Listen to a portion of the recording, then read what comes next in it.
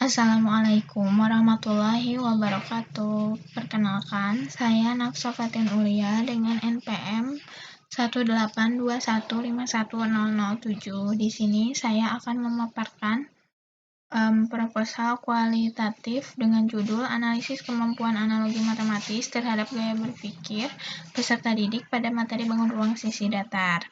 Nah, proposal ini disusun untuk memenuhi salah satu tugas mata kuliah Seminar Pendidikan Matematika. Nah, kita langsung saja ke yang pertama, yaitu latar belakang. Nah, untuk latar belakangnya, materi dalam kurikulum 2013 ini dipelajari oleh peserta didik dan menuntut peserta didik untuk menggunakan logika dan nalar. Salah satunya adalah penalaran analogi.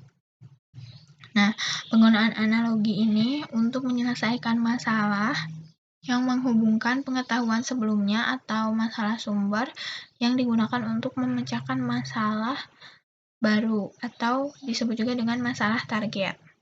Nah, penggunaan analogi ini dalam menyelesaikan masalah yaitu mempelajari bentuk-bentuk pola hubungan antara masalah sumber dan masalah target. Nah, berpikir tentang hubungan atau relasi di antara dua konsep termasuk struktur berpikir predikatif, sehingga dengan memahami konsep secara konkret maupun abstrak dan mengarahkan pikiran untuk mengolah informasi secara sekuensial atau acak diharapkan dapat memudahkan peserta didik dalam memperoleh penyelesaian yang tepat.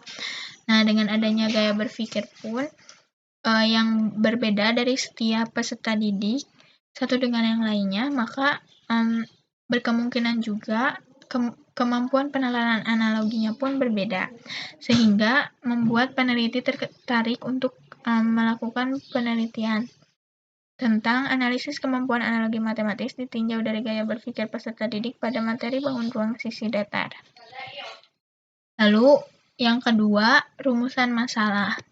Nah, untuk rumusan masalahnya, bagaimana analisis kemampuan analogi matematis jika ditinjau dari gaya berpikir peserta didik pada materi bangun ruang sisi datar. Lalu yang ketiga, untuk definisi operasionalnya. Yang pertama ada gaya berpikir. Nah, gaya berpikir ini merupakan cara mengelola dan mengatur informasi yang diperoleh peserta didik. Terdapat 4 tipe gaya berpikir, yaitu sekuensial konkret, sekuensial abstrak, acak abstrak, dan acak konkret. Lalu untuk kemampuan analogi matematis adalah kemampuan seseorang melihat kemungkinan-kemungkinan dan hubungan antara benda, hal, serta ide yang ada dengan jalan membandingkan dua hal yang berlainan, berdasarkan kesamaan memahami konsep, prinsip, sifat, dan prosedur. Lalu untuk yang keempat, ada tujuan penelitian. Nah, tujuan penelitiannya yang pertama, untuk mengetahui gaya berpikir siswa, lalu untuk mengetahui kemampuan analogi matematis siswa, untuk mengetahui ada tidaknya pengaruh gaya berpikir peserta didik terhadap kemampuan analogi matematis. Lalu untuk manfaat penelitian, jadi hasil penelitian ini merupakan sumbangan pengetahuan bagi guru tentang kemampuan analogi matematis peserta didik dalam menyelesaikan masalah matematika yang ditinjau dari gaya berpikir tiap peserta didik. Nah, sebagai guru dapat mempertimbangkan dalam merencanakan pembelajaran sesuai dengan karakteristik kurikulum dan sesuai juga dengan gaya berpikir dari peserta didik. Nah, lalu manfaat selanjutnya bagi peserta didik mampu mengetahui gambaran tentang kemampuan matematis, terutama kemampuan analogi matematis dalam menyelesaikan masalah matematika. Lalu, manfaat selanjutnya sebagai pembelajaran dan pengetahuan tentang bagaimana kemampuan analogi matematis peserta didik dengan gaya berpikir atau dengan gaya berpikir yang dimilikinya. Lalu, manfaat dari penelitian ini juga dapat digunakan sebagai bahan perbandingan atau dikembangkan lebih lanjut, serta sebagai referensi terhadap penelitian yang sejenis. Lalu untuk yang keenam, masuk ke landasan teoritis. Nah, untuk landasan teoritisnya, di sini ada menurut beberapa ahli. Menurut Lestari dan Yuda Negara pada tahun 2015 menyatakan bahwa kemampuan analogi matematis ini adalah sebagai kemampuan menarik kesimpulan dengan jalan membandingkan dua hal yang berlainan berdasarkan kesamaan memahami konsep, prinsip, sifat, dan prosedur. Lalu, menurut Novik pada tahun 1991 menyatakan bahwa kemampuan analogi matematis adalah kemampuan berpikir siswa dalam menyelesaikan masalah target dengan menggunakan masalah sumber. Lalu menurut Locke and Nguyen pada tahun 2014 menyatakan bahwa kemampuan analogi matematis adalah kemampuan siswa dalam mengenal konsep sasaran dan mampu meninjau konsep analog. Lalu selanjutnya ada menurut Gregor di bukunya The Porter pada tahun 2003 berpendapat bahwa gaya berpikir adalah suatu proses berpikir yang memadukan antara bagaimana pikiran menerima informasi dan mengatur informasi tersebut di dalam otak. Lalu menurut Drysdale, Ross, Squilletz, and Sternberg dalam buku Santrok pada tahun 2011 halaman 155 mengemukakan bahwa gaya berpikir merupakan cara seseorang menggunakan kemampuan yang ada dalam dirinya. Lalu selanjutnya, menurut Sarbana dan Dina pada tahun 2014, di bukunya halaman 74, menyatakan bahwa gaya berpikir adalah perbedaan cara seseorang dengan yang lainnya dalam menggunakan informasi yang diterima, serta cara mengolah informasi tersebut untuk mengambil sebuah tindakan atau keputusan. Lalu selanjutnya ada penelitian yang relevan. Nah, penelitian yang relevan di sini menurut Siswono dan Suwidianti pada tahun 2019 untuk melihat kemampuan penalaran analogi menggunakan tes penalaran analogi matematis. Nah, kepada 40 peserta didik kelas 10 SMA Negeri 2 Sidoarjo. Nah, berdasarkan hasil TPAM, peserta didik ini dikelompokkan dalam 3 kelompok, yaitu kelompok kemampuan penalaran analogi tinggi, banyaknya 5%, lalu untuk kategori sedang 62,5%, dan untuk kategori rendah 32,5%. Nah, untuk mengetahui proses berpikir analogi peserta didik dalam memecahkan masalah matematika, maka dilakukan wawancara terhadap 2 peserta didik dari tiap kelompok. Nah, hasilnya menunjukkan bahwa peserta didik yang kemampuan penalaran analogi tinggi mampu melakukan setiap tahap proses berpikir analogi dengan baik, sedang peserta didik kelompok sedang cenderung mengalami hambatan di beberapa langkah proses dalam berpikir analogi, namun dapat mengatasi kesulitan tersebut. Dan untuk peserta didik dalam kategori rendah, langkah-langkah proses berpikir analogi ini belum dapat dilakukan dengan baik. Nah, selanjutnya masuk ke rangka teoritis. Nah, kemampuan penalaran analogi matematis dalam menyelesaikan masalah matematika dan keempat gaya berpikir tersebut nantinya akan dikaitkan. Dari keempat gaya berpikir, kelompok anak yang memiliki gaya berpikir sekuensial konkret, sekuensial abstrak, acak abstrak, dan acak konkret akan diselidiki kemampuan penalaran analogi matematisnya dalam menyelesaikan masalah matematika sesuai dengan kategori tinggi, sedang, ataupun rendah. Lalu masuk ke yang ketujuh, yaitu hipotesis. Nah, untuk hipotesisnya, H0 di sini merupakan tidak ada pengaruh gaya berpikir peserta didik terhadap kemampuan analogi matematisnya. Lalu untuk H1, adanya pengaruh gaya berpikir peserta didik terhadap kemampuan analogi matematis. Untuk prosedur penelitiannya, yang pertama ada metode penelitian. Nah, metode penelitian di sini adalah deskriptif kualitatif. Nah, maksudnya penelitian deskriptif ini penelitian yang memberikan gambaran tentang gejala fenomena yang diteliti secara sistematis dan cermat. Lalu untuk pendekatan kualitatif ini digunakan untuk memperoleh data sesuai dengan yang ada di lapangan.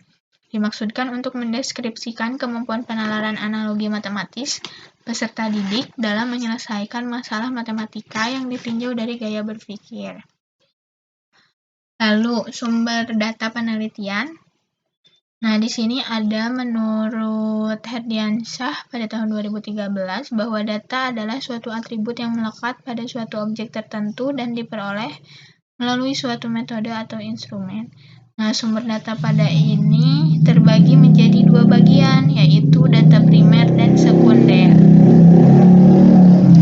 Nah, untuk data primer adalah hasil tes tertulis kemampuan analogi matematika siswa serta hasil angket gaya berpikir siswa. Lalu, untuk data sekundernya adalah segala bentuk dokumentasi seperti daftar nama peserta didik dan dokumentasi peneliti. Selain itu, data sekunder juga berasal dari hasil wawancara guru mata pelajaran matematika dan siswa sebagai subjek penelitian. Lalu, masuk ke populasi dan sampel. Nah, untuk populasi dan sampel, peneliti ini melakukan penelitian pada peserta didik kelas 8 SMP tahun ajaran 2018-2019. Nah, dipilihlah peserta didik kelas 8 karena mempunyai pengetahuan yang cukup serta pengalaman yang lumayan banyak mengenai matematika karena sebelumnya kan mempelajari matematika di kelas 7 gitu. Lalu untuk subjek penelitiannya adalah kelas 8A ya, SMP Nadatul Ulama 2 Gresik tahun pelajaran 2018-2019 yang berjumlah 20 peserta didik. Lalu untuk teknik pengumpulan datanya menggunakan metode angket, metode tes, dan metode wawancara atau interview. Nah, instrumen penelitiannya untuk yang pertama menggunakan angket gaya berpikir. Nah, angket gaya berpikir ini terdiri dari 15 poin, lalu pada setiap poin terdapat 4 sifat. Kemudian peserta didik ini diminta untuk memilih 2 sifat yang paling menggambarkan dirinya. Nah, selanjutnya hasil jawaban peserta didik ini dimasukkan dalam kolom, lalu dijumlahkan dan dikalikan 4, lalu dipetakan dalam grafik. Nah, kuadran terbesar pada grafik menunjukkan gaya berpikir yang paling dominan. Lalu selanjutnya, instrumen penelitian, tes penalaran analogi matematis. Nah, setiap soal yang digunakan ini harus melalui proses validasi. Nah, validasi soal dikaitkan dengan konstruksi, materi, dan bahasa yang digunakan. Nah, untuk konstruksi ini, informasi dan pertanyaannya pada soal itu harus mudah dimengerti, jelas tertangkap maknanya, lalu rumusan soal tidak menimbulkan penafsiran ganda, dan masalah menggunakan kata tanya atau perintah. Lalu, penilaian terhadap materinya, bahwa materinya itu harus sesuai dengan tingkat perkembangan siswa, harus sesuai dengan kompetensi pelajaran sekolah, dan harus sesuai dengan indikator. Lalu penilaian terhadap bahasa. Nah, harus menggunakan kaidah bahasa Indonesia yang baik dan benar. Lalu rumusan soal juga harus menggunakan bahasa yang sederhana. Dan selanjutnya rumusan soal harus komunikatif dan mudah dipahami oleh siswa. Lalu menggunakan kata atau kalimat yang tidak menimbulkan makna ganda atau salah pengertian. Lalu selanjutnya, instrumen penelitian menggunakan pedoman wawancara. Nah, pedoman wawancara ini berisi tentang pertanyaan-pertanyaan yang ditanyakan peneliti untuk memperkuat hasil dari pengumpulan data yang dilakukan dengan metode angket dan tes. Nah, pertanyaan ini disusun secara terstruktur dan diajukan kepada subjek penelitian setelah subjek menjawab angket gaya berpikir dan melakukan tes penalaran analogi matematis. Nah, sebelum instrumen ini digunakan, terlebih dahulu instrumen ini harus dikonsultasikan kepada dosen pembimbing dan divalidasi oleh 2 dosen matematika dan guru matematika kelas 8. Tadi kan sumbernya itu kan SMP Nadatul Ulama 2 Gresik ya. Nah, validasi ini bertujuan untuk mengetahui apakah instrumen ini sudah layak digunakan atau belum. Lalu, selanjutnya untuk teknik analisis data.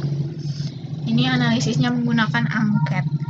Untuk yang pertama, bacalah setiap kelompok yang terdiri dari 4 kata dan pilihlah 2 di antara yang paling menggambarkan diri Anda. Nah, di sini tidak ada jawaban benar atau salah karena yang terpenting membutuhkan kejujuran dari setiap peserta didik. Lalu setelah menyelesaikan tes tersebut, lingkari huruf-huruf dari kata-kata yang Anda pilih pada setiap nomor dalam 4 kolom yang disediakan. Lalu akan dihasilkan jawaban kan. Nah, jawaban dari kolom 1, 2, 3, dan 4 ini dijumlahkan, kemudian pada masing-masing kolom dikalikan 4. Lalu selanjutnya, kotak dengan jumlah terbesar itulah yang menunjukkan gaya berpikir peserta didik tersebut. Nah, apabila peserta didik ini memiliki 2 atau lebih dari gaya berpikir, maka peserta didik itu tidak dapat dikategorikan pada salah satu dari keempat gaya berpikir. Lalu selanjutnya teknik analisis data dengan analisis data hasil tes. Nah, di sini memberikan skor pada hasil tes penalaran analogi matematis peserta didik sesuai dengan kriteria penskoran yang sudah ditetapkan. Nah, kriteria penskoran untuk tiap butir soal tes penalaran analogi matematis yaitu memberikan skor 0 sampai 4 berdasarkan jawaban dan alasan peserta didik. Lalu mengelompokkan hasil tes penalaran analogi matematis peserta didik berdasarkan kemampuan tinggi, sedang, dan rendah. Lalu selanjutnya teknik analisis data. Nah, teknik analisis data di sini mereduksi data, yaitu proses penyederhanaan yang dilakukan melalui seleksi, pemfokusan, dan pengabstraksian data mentah menjadi data yang bermakna. Lalu pemaparan data yang diperoleh dari hasil wawancara meliputi kegiatan mengklarifikasi dan mengidentifikasi data. Lalu pemaparan data dalam penelitian ini adalah membahas data hasil wawancara yang valid sebagai informasi tambahan untuk mendeskripsikan kemampuan penalaran analogi matematis yang ditinjau dari gaya berpikir peserta didik dalam materi bangun ruang. Lalu untuk waktu dan tempat penelitiannya dilaksanakan di SMP Nahdlatul Ulama 2 Gresik. Peneliti memilih tempat penelitian di SMP ini karena lokasi sekolah yang strategis, yang berada di pusat kota, dan belum pernah dilakukan penelitian yang sama sebelumnya. Lalu adanya kesediaan pihak SMP waktu untuk dijadikan tempat penelitian dan waktu pelaksanaannya di semester genap tahun pelajaran 2018-2019. Nah, cukup sekian yang dapat saya sampaikan tentang proposal kualitatif. Terima kasih atas segala perhatian. Wassalamualaikum warahmatullahi wabarakatuh.